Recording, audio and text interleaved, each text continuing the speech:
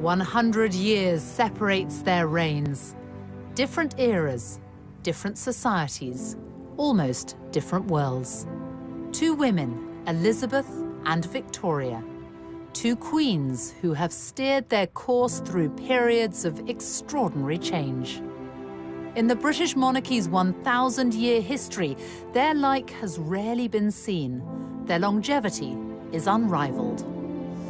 On the 9th of September, Queen Elizabeth II will become the longest reigning monarch in British history. She will break the record set by her great-great-grandmother, Queen Victoria, who was on the throne for 63 years and 7 months.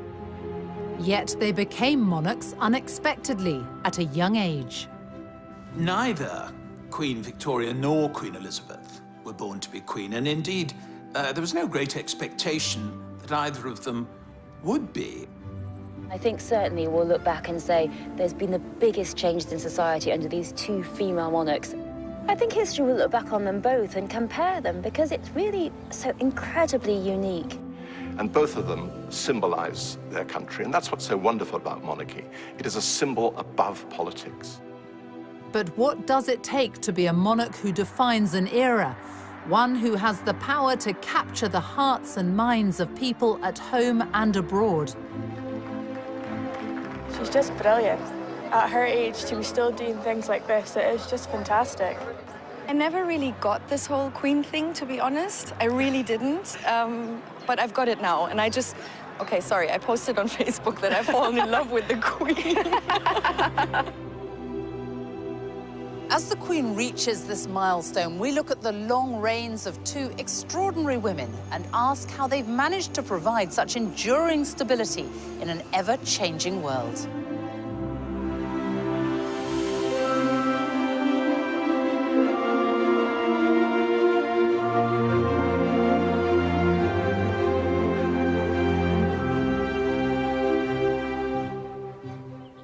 It's March 2015 at Canterbury Cathedral.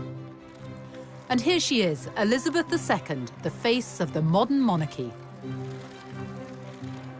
She's here to unveil statues of herself and her husband, Prince Philip. Immortalised in stone next to Queen Victoria and Prince Albert, in this, the year Elizabeth becomes the longest reigning monarch. Nobody expected that. On April the 21st, 1926, a child was born to the Duke and Duchess of York, Elizabeth and Prince Albert, who was the second son of King George V. Elizabeth Alexandra Mary came into this world a princess. Her popular uncle, the Prince of Wales, was next in line to the throne, followed by her father. So no one ever expected that one day Elizabeth would become queen. And she certainly wasn't born in a palace. In fact, she was born right here. On Bruton Street in Mayfair, now a restaurant. A plaque is the only reminder that before the bombings of World War II, Elizabeth's home stood on this site. And here they are, the family at their home in 1927, and Nanny and baby Elizabeth. The young princess was expected to lead a relatively quiet life away from the full glare of the monarchy, which is just what people thought at the birth of another royal infant. Victoria was born in a palace, Kensington Palace, on May the 24th, 1819. At birth, she was fifth in line to the throne. And even though her mother was fiercely ambitious, no one could have known that Victoria was destined to become queen. She too was raised quietly, away from court, under the care of her strong-willed German mother, Victoria Maria Louisa, the Duchess of Kent. Here she is, Victoria. Victoria herself. Victoria spent her childhood here in Kensington, and she said herself, "I had a very unhappy childhood." And she was also a long way from the throne. No one thought she'd ever come anywhere near it. Basically, when she was born, she was intended to be married into other royal families, a very minor royal, so no one thought anything much of it. By her own account, Victoria was brought up very simply here in a suite of rooms on the first floor of Kensington Palace. It was a privileged but isolated existence. What we do know is that she remembered later on this terrible, oppressive, melancholy childhood. We think it was a little bit more complex than that. In what way? Well, she was lonely, but she was also very imaginative. She had 132 dolls, and they're all very neatly and in a very organized way listed in her inventory, which she kept at the time. She must have had a sort of very, a dream world, the way she played with these dolls. I suppose she had a lack of friends. We wonder whether some of the costumes could possibly be made from fabrics that made Princess Victoria's dresses.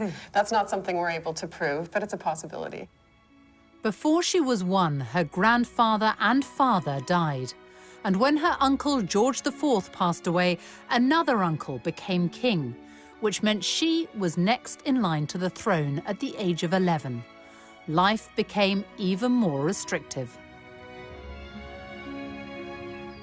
Her mother kept her under, well, pretty much lock and key. They called it the Kensington system. They wanted control of her. So they kept her under 24-hour surveillance. She wasn't allowed to have a single minute alone, because what they wanted was her to come to the throne at, say, 10, 12, and they be the one in the power. They be the one being regent.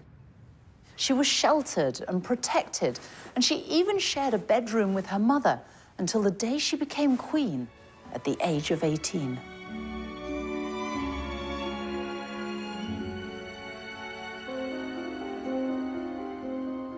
In stark contrast, Elizabeth's early life was happy and carefree. She had the constant companionship of her younger sister, Princess Margaret.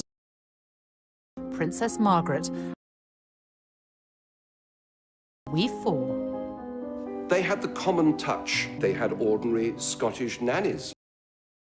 Looking up. Boba MacDonald taught her how to iron the wrapping paper of her presents and put it away in a drawer so that she could reuse it. But she went on the bus, she went to the museums, and all the time, in those early years, she was just being prepared for the life of a young lady of the middle to upper classes.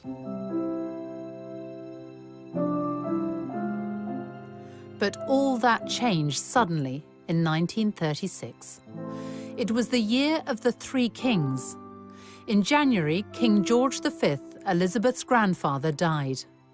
Her uncle took the throne as King Edward VIII, but his reign lasted just 325 days. He abdicated in order to marry the twice-divorced American Wallis Simpson. By December that year, Elizabeth's father was king.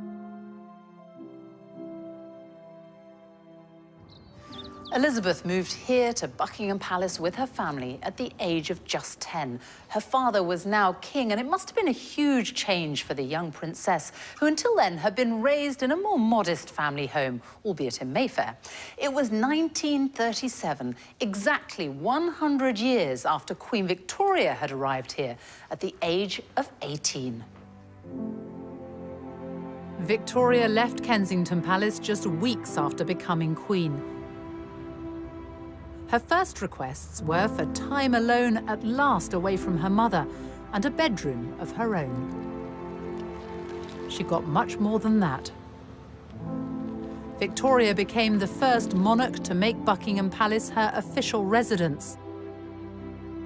Over the years, she transformed the place, and visitors to this day are still met by the paintings of her nearest and dearest. How much did Queen Victoria change Buckingham Palace, and why?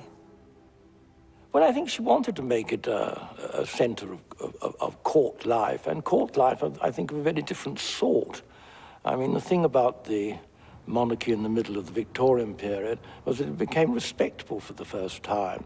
And really, this was a palace which was going to house a court which was the epitome of the kind of new morality of the family and of society. Elizabeth has transformed this palace in another way.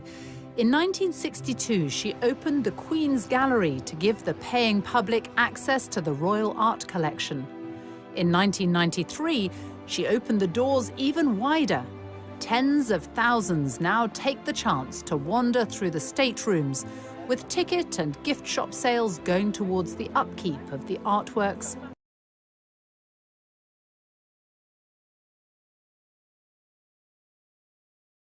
Guests are invited to a reception at Buckingham Palace for the Queen's Award for Enterprise, now in its 50th year. And each guest is greeted personally.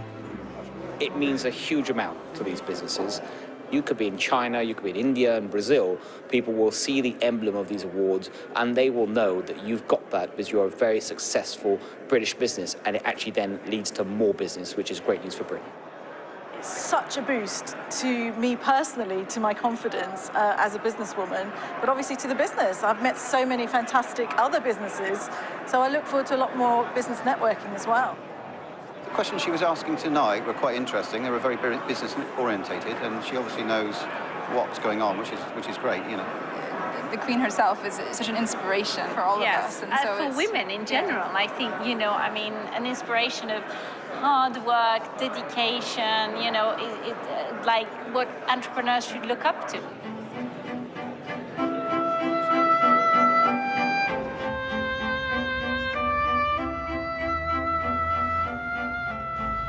Buckingham Palace, it's such an iconic building. It's hard to imagine that it hasn't always looked like this. But Queen Victoria wanted to extend the palace, and so she sold Brighton Pavilion to pay for it and added on this whole frontage, everything you can see now, including, of course, one of the most famous balconies in the world. Here's Victoria in 1893, first photographed on the balcony. And Elizabeth, her great-great-granddaughter, making her debut as a baby. Across time, the balcony became a sort of rallying point for the nation. No more so than in May 1945, when war in... as Elizabeth stood proudly by him in her uniform.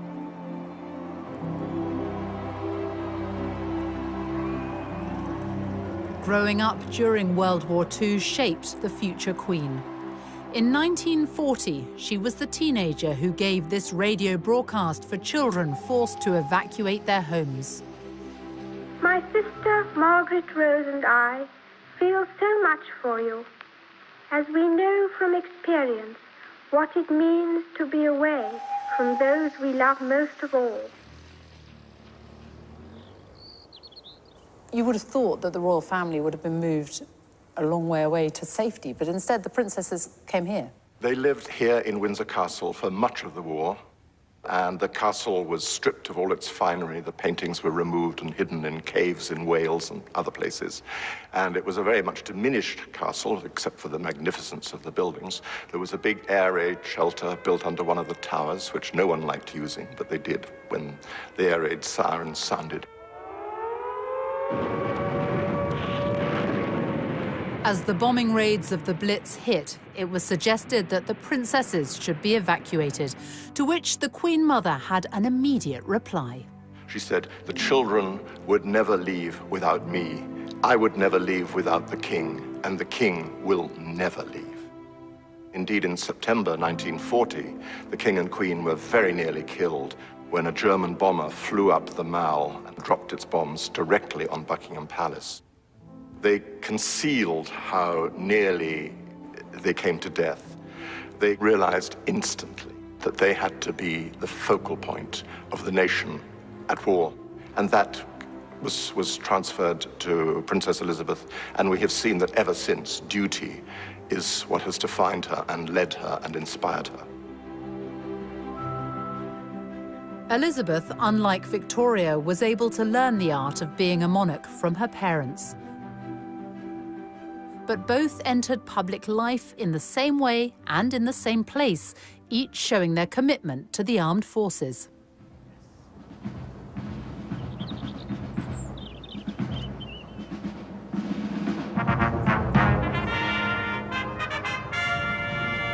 Queen Victoria came here here to Windsor Castle to review her troops for the first time when she was just 18. A century later, Elizabeth, then still a princess, followed in her footsteps on her 16th birthday. It was her first official engagement. The British Grenadiers then marched past Her Royal Highness the Colonel. She's back. It's April 2015. Now 89, the Queen is presenting new colours to the 1st Battalion, the Welsh Guards. She knows the military inside out and played her part in the war effort when she joined the Auxiliary Territorial Service at the age of 18. One of the things she did was to learn how to strip down a truck. And there are famous pictures of her doing so. And she worked with other people who had been called up who were serving from all walks of life. And I think that was her first proper introduction to life outside of the family. And these were all sort of incremental steps in her training, if you like, towards being the monarch. Her Majesty the Queen knows absolutely everything that's happening in the ceremonial state occasion. But she knows that I'm there to just make sure those people that don't know are led and guided so that they can give the best performance. I'm inspired by her, an absolutely wonderful lady. I mean, the Queen is what we fight for and fight under for the country, and she's sort of the head of the army and our regiment, so it's extremely special for the boys. Do you think that the Queen really does understand what you do, what you go through? 100%, 100%. I think she probably knows more than anyone in her time of understanding what sacrifice for the country is, and she's an extremely, extremely special person. Recognition from the monarch has always been highly prized. At the end of the Crimean War in 1856, Queen Victoria introduced the Victoria Cross for bravery. A medal has been created in Elizabeth's name too, the Elizabeth Cross, for the next of kin of British servicemen and women killed on military operations or by terrorism. 2 recent tours of Afghanistan have seen the Welsh Guards lose 9 men. Lieutenant Mark Everson was one of them. You have been awarded the Elizabeth Cross. Yeah. In memory of your son. Yes. Just explain what the Elizabeth Cross is and how important it is to you. Most awards that are given to soldiers, but this is something for the families, which is actually saying, you know, the families are involved in this as well. However prepared one is for soldier death, it leaves a huge hole in families.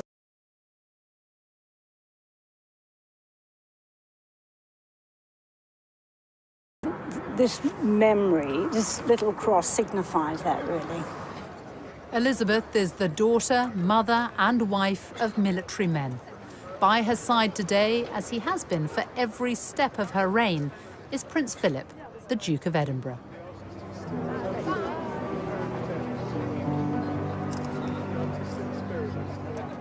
They got to know one another in 1939, as Elizabeth accompanied her parents on an official visit to the Royal Naval College, Dartmouth. The cadet assigned to show her around was Philip, a prince by birth of Greece and Denmark, also a great-great-grandchild of Victoria's. The Queen saw him, this handsome young Viking with his sense of humor. I think right at the start, his lack of reverence, his sense of informality appealed to her, as well as his stunning good looks.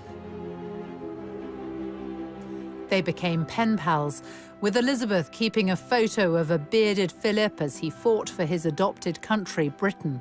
It was a love match.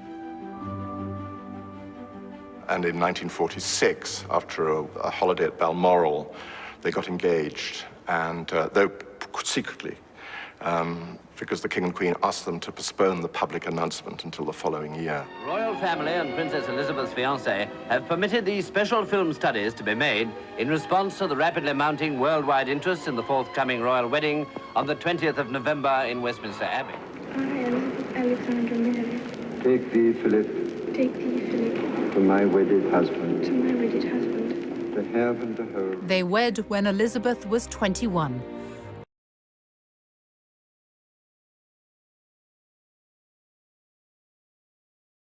And that of any other British sovereign. It's a cornerstone of Elizabeth's reign.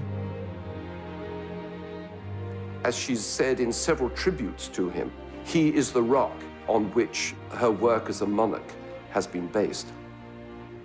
He has quite simply been my strength and stay all these years. And I and his whole family, and this and many other countries, owe him a debt greater than he would ever claim, or we shall ever know. Queen Victoria had her rock too. For Victoria and now Elizabeth, a vital thread through their lives has been the love and support of their husbands. Both married European princes, both met their husbands-to-be when they were very young and then got to know them slowly through letters. He also looked like a film star. I mean, there's something very romantic in the fact that both Prince Albert and Prince Philip were both sort of gorgeous to look at. You know, that builds up the whole fairy tale. Victoria was 16 when she met Prince Albert of Saxe-Coburg and Gotha. He was her first cousin from Germany. It was determined, more or less, from childhood onwards, that Victoria would marry one of those Coburg children. There were some other candidates for her to marry, but that was the obvious one. And it was her great luck that she fell in love with him, besottedly. It was a real love affair and love match from the beginning. They kept in touch by letters, and she described him as so sensible, so kind, and so good, and so amiable too. She really hadn't had a chance to have anyone to love. She and her mother had been at loggerheads. She had no sister, no friend, no father. So she'd been a very lonely child, and all this passion had really pent up inside her. Obviously, Victoria's wedding to Albert on a grisly February day is essentially a private service. Victoria herself said that she noted every detail. Indeed, she does appear to have noted every detail in her journal afterwards. I think for Victoria, it was a wonderful day in every way. The couple were married in 1840. Victoria was already queen, so she had to propose to him. They went on to have 9 children. Albert brought an experience of the world Victoria had never known. He developed a strong interest in arts and culture and built the Italian Gardens in Kensington as a testimony of his love for her. She rejoiced in her marriage to Albert, and it had for her a significance only rivaled by her coronation day. Victoria's coronation came after the death of her uncle, William IV. It's one of the quirks of the hereditary system that one is expected both to mourn and rejoice at the same time. Mourn the death of one sovereign, rejoice in the accession of the next. I think in 1837 there is a definite imbalance. There is notably more rejoicing than mourning. She loves being queen at the age of 18. She tells the wife of a courtier that she woke up one morning afraid it might all turn out to be a dream. She thoroughly enjoys the dream. 400,000 people flocked to London for her coronation, helped by the transport revolution, the railways, and the hopes of a nation resting on youthful shoulders, something shared by only 2 women in more than 100 years. Elizabeth's path to accession came in 1952. In January, she and Philip were waved off at the airport by her father, King George VI, as they began a Commonwealth tour in his name. It was the last time they would see one another. He was only 56. On February the 6th, 4,000 miles away from London, Princess Elizabeth was brought the news the world was soon to hear. It was announced from Sandringham at 10:45 today that the King, who retired to rest last night in his usual health, passed peacefully away in his sleep earlier this morning. People were shocked by the death of the King. It wasn't anticipated, except in an inner circle who knew just how ill he was. Elizabeth returned to London in mourning, a young woman who now held the future of the monarchy in her hands. For 4 days, King George VI lay in state in Westminster. I remember walking past the catafalque of King George VI. My mother took me and my brother Rory, and I was only 3. And we queued for hours. You can't imagine that now, can you? Queuing for hours outside Westminster Hall. But she said, you will remember. You will remember this all your life, and this is something we owe him.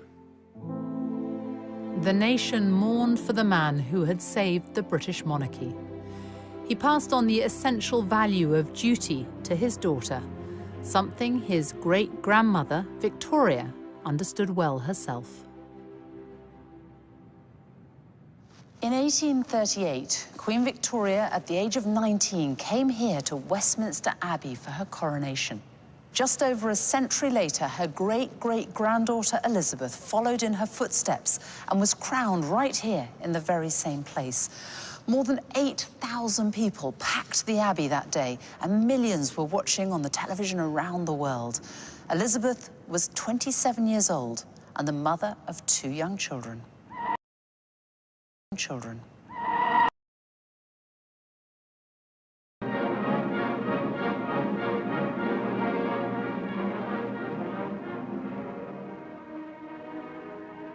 How was Elizabeth received at the coronation? We all became romantics on a huge collective scale. And of course, the setting in this abbey, where the very stones talk, with the old statesman in marble looking down on it, Disraeli, Gladstone, Peel. We were right in the middle of this wonderful combination, which the Brits pride themselves on, or did, of juxtaposing tradition and modernity and making the two work together. But above all, the young woman sitting just over there.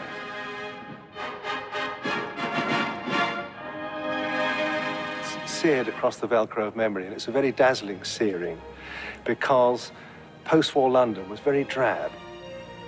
We'd lost 1/3 of our wealth in the war. There was still rationing. Very few people had any new clothes. And yet suddenly, in amidst this heroic drabness, there was the starburst of the coronation of the new, beautiful young queen.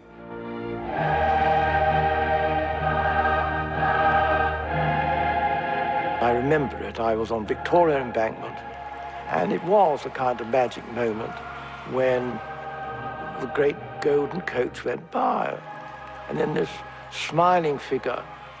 It was one of the moments of the reawakening of the country after a long and tense and deprived period.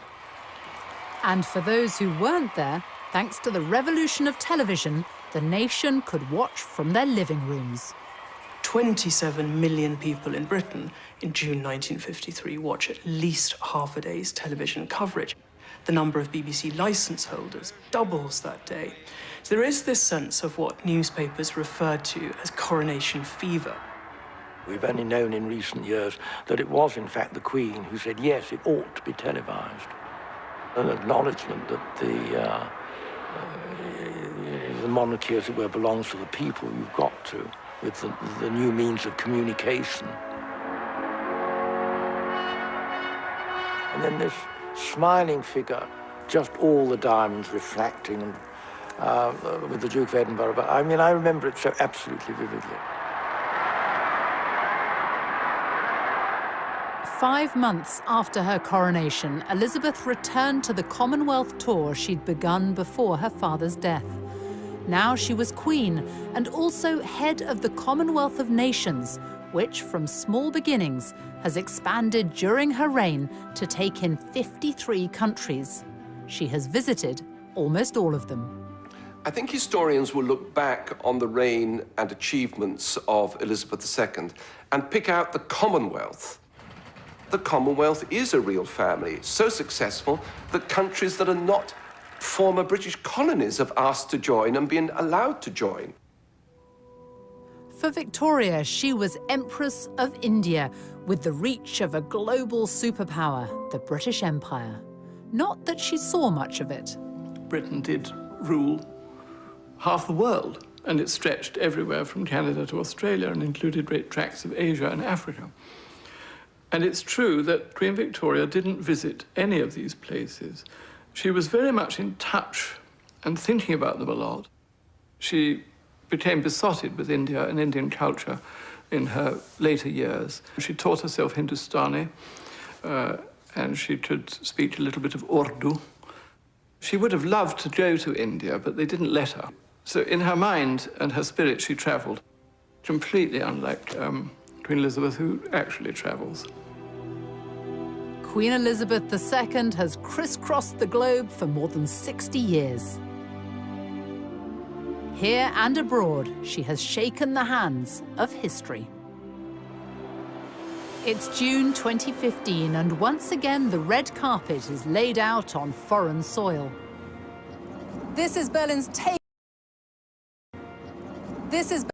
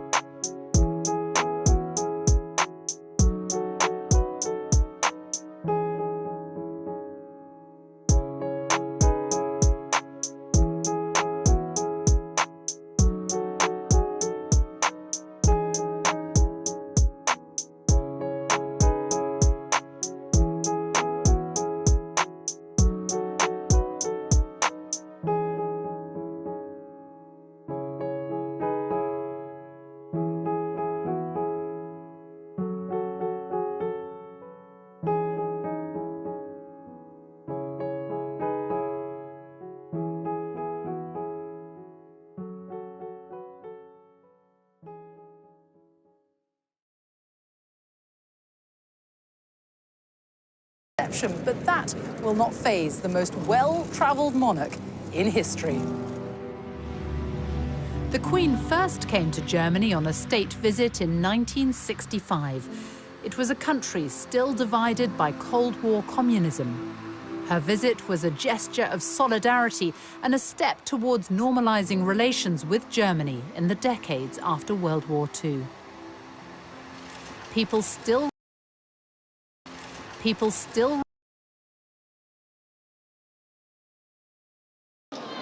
For my husband and me, it is a deeply moving experience to be with you here in this courageous and famous city. 50 years on, Germany, now a unified country, has changed dramatically. The welcome for the Queen hasn't.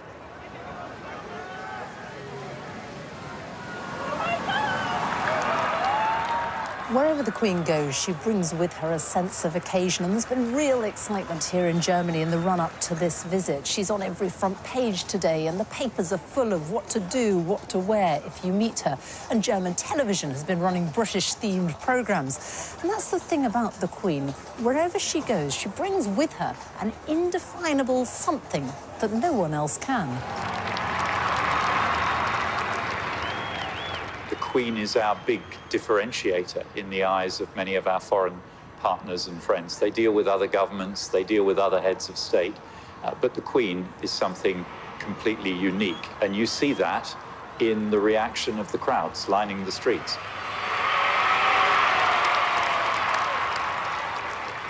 Two of the most powerful women in the world, one a monarch, the other the German Chancellor, who has been dubbed the Queen of Europe, and the German Chancellor, who has been dubbed the Queen of Europe.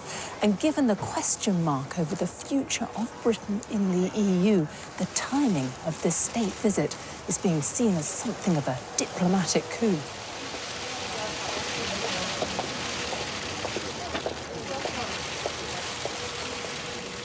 I think for many people, for many different reasons, this is a very important visit, a very important moment, and it brings Britain and Germany closer together at a time which is, for us, actually very important for there to be good and close relationships. As a constitutional monarch, the Queen must remain politically neutral. Hers is more of a personal power. Arriving at the state banquet, she is wearing Queen Victoria's rubies as she delivers words echoing a lifetime of experience. We know that division in Europe is dangerous and that we must guard against it in the West as well as in the east of our continent. That remains a common endeavour. Flying the flag for the United Kingdom at the British ambassador's residence in Berlin. Every year, a garden party is held to honour the Queen, but this is the first time she and the Duke of Edinburgh have actually been able to attend. The interest in Germany in the Queen is already big. People have been thinking about the institution of the monarchy and about the overall relationship between Germany and the United Kingdom. In diplomatic speak, we'd call it soft power. It's what the Queen stands for. It's the values that she embodies, and that has deep impact. There's all those disputes we do have at the moment in Europe about Britain and Europe and the rest of the world. So it's important that we do have this unifying personality. She's there and she stands for something and a value that is not changing, and so it's like an authority. You know, all the emotions here at this garden party that show that there's a very strong belief in Germany that please stay in the EU, we need you. Very smiley and talkative, actually. Yeah, and I never really got this whole Queen thing, to be honest. I really didn't, but I've got it now, and I just... Okay, sorry, I posted on Facebook that I've fallen in love with the Queen.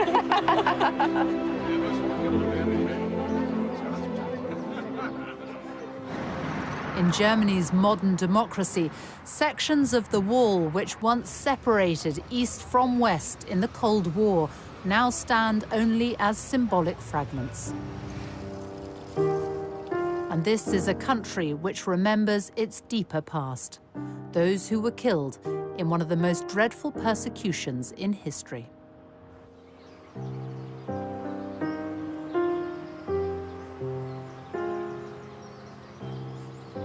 70 years ago, British forces liberated this camp, and they discovered, much to their horror, that on this very soil, tens of thousands of people had died in a most horrific fashion. It was liberated by World War II Allied troops in April 1945. 70 years later, it is the Queen's request that she and the Duke of Edinburgh end their German state visit by paying their respects at the site of the Bergen-Belsen concentration camp. And for some, the memories are very personal. To me, it was just one huge horror story. How any human beings could treat other human beings in this way. Just incredible. I don't think there was a sort of screaming of joy because everybody thought we must be dreaming. We hear an English voice. That wasn't what we were preparing us for. We were preparing us to die.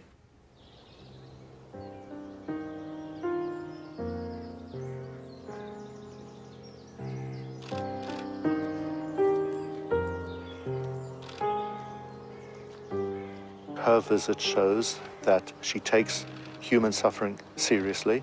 She identifies with the pain and deep suffering of the Jewish people.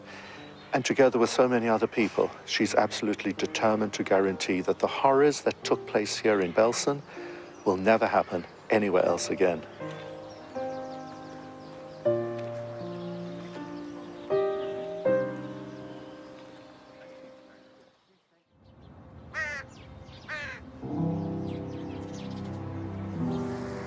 In Britain, religion and the monarchy are forever intertwined.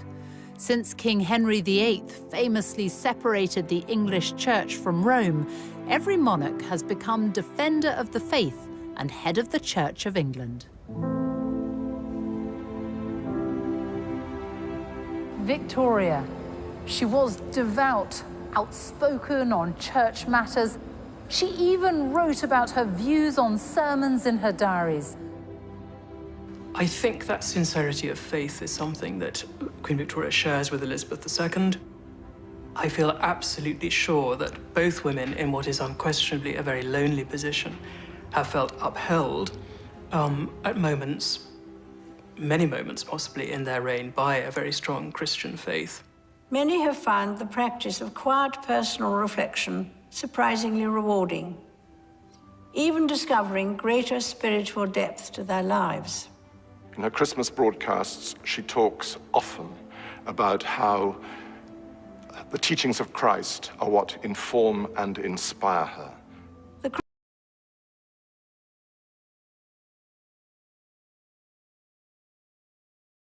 Feet very firmly on the ground, but spiritually, she's got this dimension in which her personal faith is linked to her duty as a monarch. And each monarch also has formal duties in relation to the government of the day. It was during Victoria's reign that political power moved away from the sovereign, but she still kept a keen interest in the details of political life, as does Queen Elizabeth, who at the start of her reign decided to change the monarch's regular meetings with the Prime Minister into a weekly affair, the audience.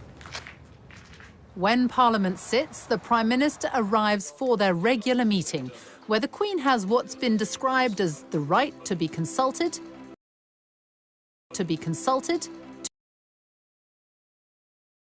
the course of 12 British Prime Ministers.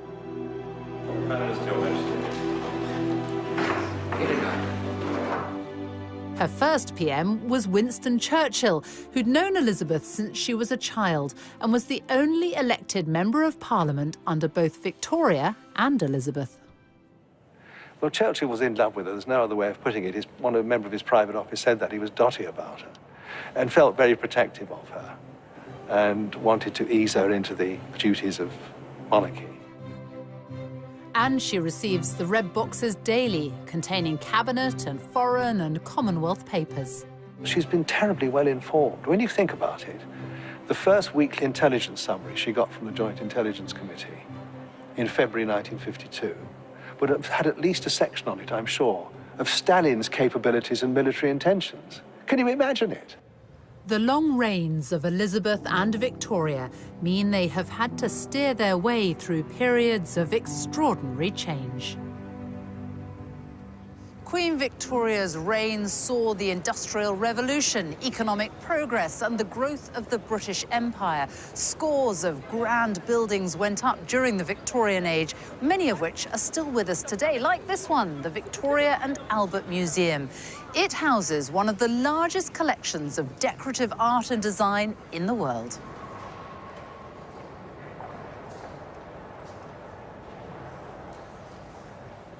So, what is Victoria and Albert's legacy in terms of art and culture? It's fundamental. I mean, this museum, as you know, is the Victoria and Albert Museum, and that name is not an accident.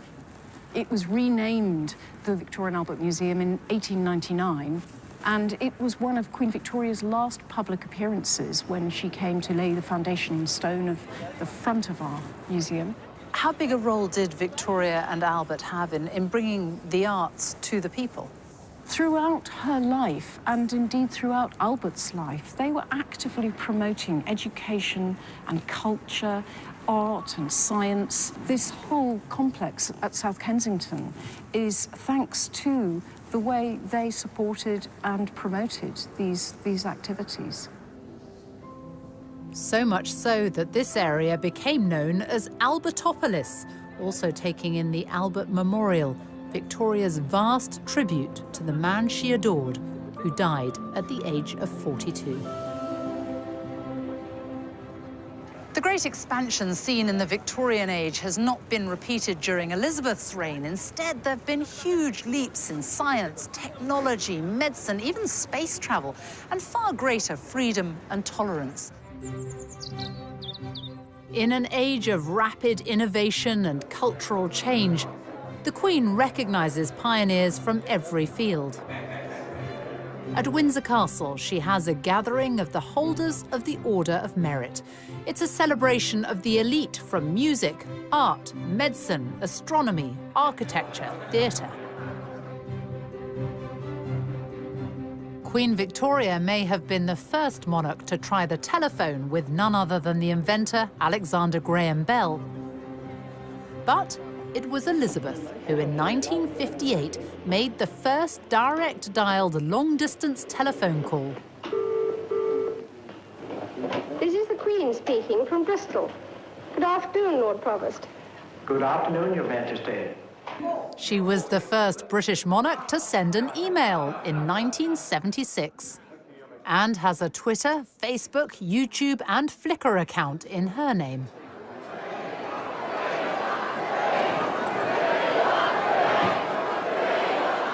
In the monarchy's 1,000-year history, only 2 British sovereigns have marked their silver, golden, and diamond jubilees. Victoria and Elizabeth.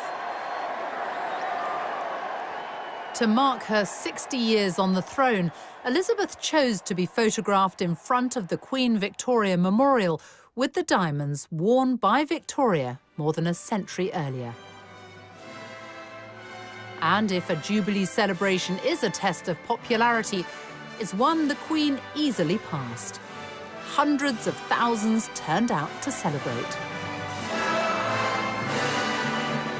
Her speech that year seemed to recognise her unique place in the world. I have been privileged to witness some of that history, and with the support of my family, rededicate myself to the service of our great country and its people, now and in the years to come. Hip hip! Hip hip! Hip hip!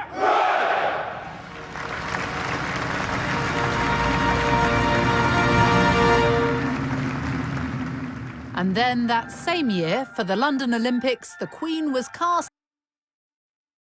Long reign can bring challenges. Unlike Elizabeth, Victoria had to spend almost 4 decades without her beloved husband by her side. Queen Victoria did flack after the death of Prince Albert, not for the rest of her reign, as some people mistakenly think. It was really for about 10 years that she was much more in retirement, and she worked all the way through it. I mean, there's a fantasy that she was just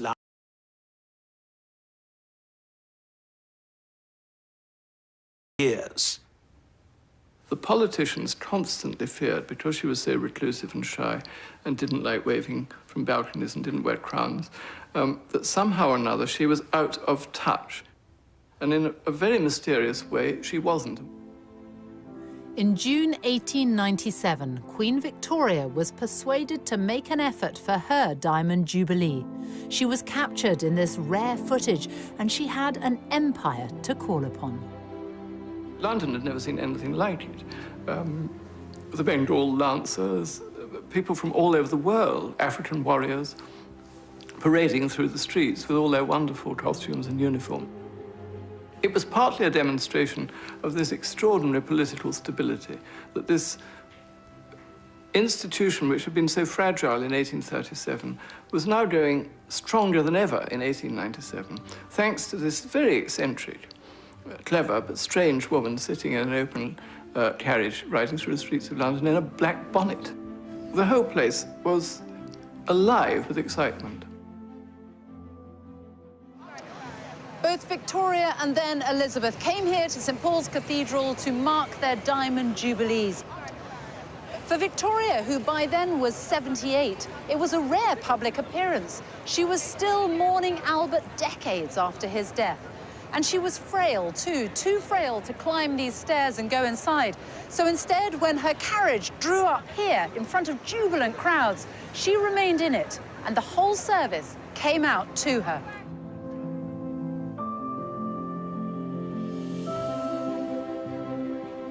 But we do know what Queen Victoria thought about her Diamond Jubilee. She wrote about it in her journals, and just a few years ago, Queen Elizabeth had them all put online. Victoria wrote, "A never-to-be-forgotten day. No one ever, I believe, has met with such an ovation as was given to me, passing through those 6 miles of streets, including Constitution Hill. The crowds were quite indescribable, and their enthusiasm truly marvelous and deeply touching. The cheering was quite deafening, and every face seemed to be filled with real joy. I was much moved and gratified."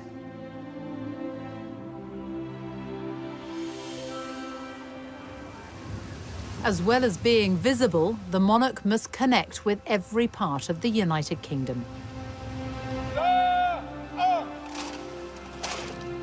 Today, the Queen, a direct descendant of Mary Stuart, Queen of Scots, arrives in Edinburgh for Holyrood Week. It starts with the ancient ceremony of the keys, unchanged since Victoria's time. Well, it's a very significant process because it's the presentation of the city's keys to the monarch. But also, you know, for people of the city, it's a meaningful event because it's about the Queen's authority in the city. It's also about a welcome for garden party guests in the spectacular grounds of the palace. Royal garden parties were introduced by Victoria at Buckingham Palace in the 1860s and brought here to Scotland by Elizabeth's grandfather, George V. This is the Queen attending as a child. 8,000 people have been invited to this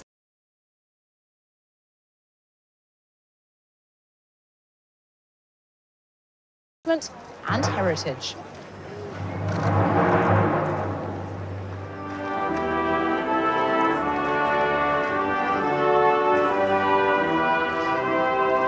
She's just brilliant. At her age, to be still doing things like this, it is just fantastic. I think today has been a very good example of exactly what we as a country do well, and I think she's at the very heart of it. And the fact she visits our islands, you know, she embraces all the parts of Scotland that we love. Her and the Duke have done a marvellous job over the years, and I hope they'll have many more. What over the 6 decades of her reign has been done is the knitting together, I think, of an extraordinarily ever richer tapestry of Scottish life. My lot are part of the older threads, but every year through this great gathering, new, fresh threads are added. The Queen has deep personal connections to Scotland. Her mother grew up here. Her sister, Princess Margaret, was born here. In fact, she was the first royal baby to be born in Scotland for more than 300 years. And since she was a child, Scotland is where the Queen has always come on her family holidays. During late summer and autumn, the Queen still enjoys her longest spell of privacy in the place she's visited since childhood.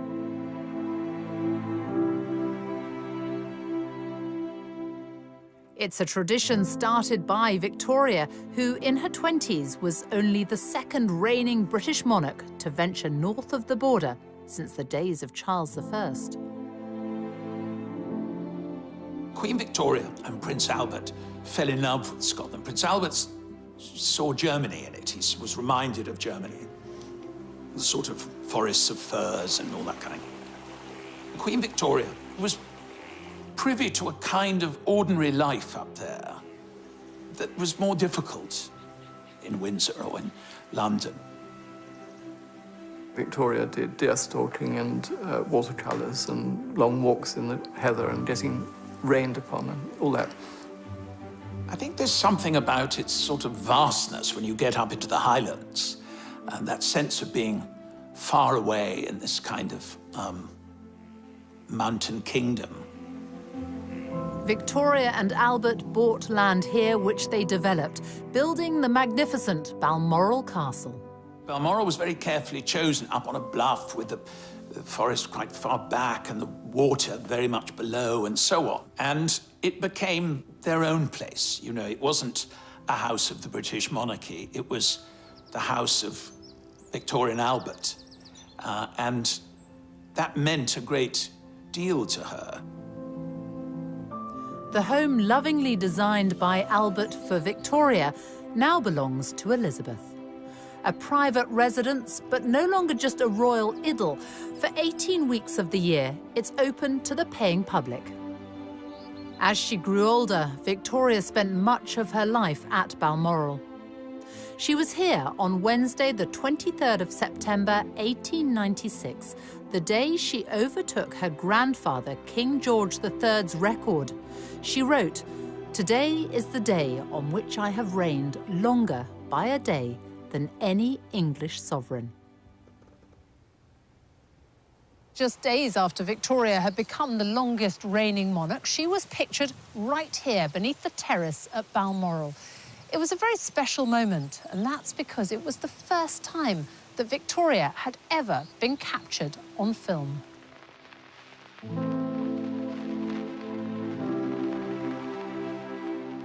Here she is, surrounded by dogs, children and grandchildren.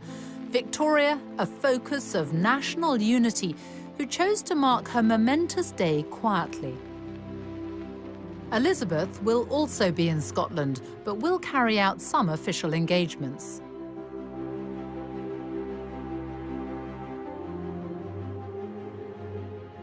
This is where Queen Victoria was on the day that she became the longest reigning monarch in British history. And this is also where her great-great-granddaughter, Queen Elizabeth, will be when she passes that record on the evening of Wednesday, September the 9th. She will have been on the throne for 23,226 days. There'll be no fuss, no grand celebration. It's business as usual, we're told. But all the same, it is a remarkable achievement and something none of us will ever again see in our lifetime.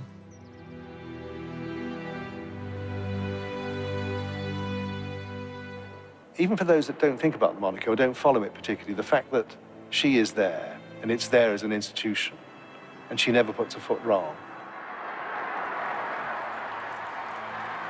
I don't think we should withhold our gratitude to both women for keeping this institution, which I think many people cherish, in spite of all the jokes we make about it. By being inscrutable, untouchable, unfashionable, and unfaddish, the Queen remains a concept that all people potentially can connect with. And I think that's a very important and valuable aspect of our national life. And she simply is always out there meeting people, speaking to people, and very much identifying herself with the whole population, not just one certain group of it. Politicians come and go when they talk about the big society. The Queen and the royal family have practiced it and continue to practice it in all sorts of ways. And that stems totally from the sense of duty and religious convictions of Elizabeth II. This is a great country, and one of the reasons it's great is because we have had this continuity of kings and queens for so many centuries, and this queen is probably going to be seen as one of the greatest of all. I think what she has done is she has made us all believe again in the viability of the institution she represents. And to me, that's a great achievement.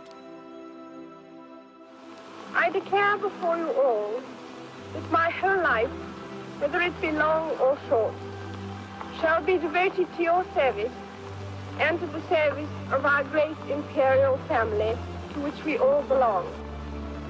That I shall not have strength to carry out this resolution alone unless you join in it with me, as I now invite you to do. I know that your support will be unfailingly given. God help me to make good my vow, and God bless all of you who are willing to share in it.